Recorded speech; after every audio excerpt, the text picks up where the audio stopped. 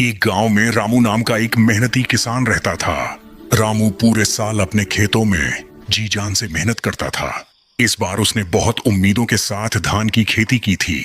सवेरे से लेकर शाम तक वह खेत में काम करता, कभी पानी देता, कभी कीचड़ में धान रोपता और कभी कीड़े मकोड़ों से फसल को बचाता। उसकी पत्नी और बेटा भी उसकी मदद करते थे। सबको विश्वास था कि इस बार फसल बहुत अच्छी होगी। कुछ ही दिनों में धान के पौधे हरे भरे हो गए। खेत में हवा चलती तो लगता जैसे सोने की लहरें झूम रही हों। रामू के चेहरे पर मुस्कान थी।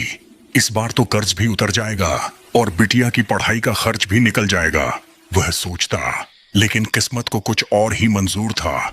एक दिन अचानक भारी बारिश शुरू हो गई। पहले तो सब खुश हुए, पर बारिश रुकने का नाम ही नहीं ले रही थी। 3 दिन तक लगातार पानी बरसता रहा। खेत में इतना पानी भर गया कि पूरी फसल डूब गई। रामू सुबह खेत पहुंचा तो उसके कदम वहीं थम गए।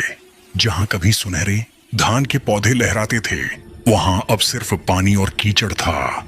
उसकी मेहनत, उसके सपने सब बह गए थे। रामू की आंखों में आंसू थे, लेकिन उसकी पत्नी ने उसका हाथ थामकर कहा, मत टूटो रामू, मिट्टी ने हमें दिया है, वही फिर से देगी। मेहनत करने वालों की हार नहीं होती। रामू ने आंसू पोंछे और सिर उठाकर आसमान की ओर देखा। हाँ, मैं फिर से बोऊंगा, अगली बार और बेहतर फसल होगी। कुछ महीनों बाद जब मौसम सुधरा तो रामू ने फिर से खेती शुरू की।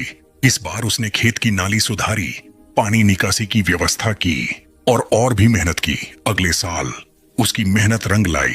धान की फसल खूब लहराई। गांव वाले कहते, रामू सच्चा किसान है जो हार नहीं मानता।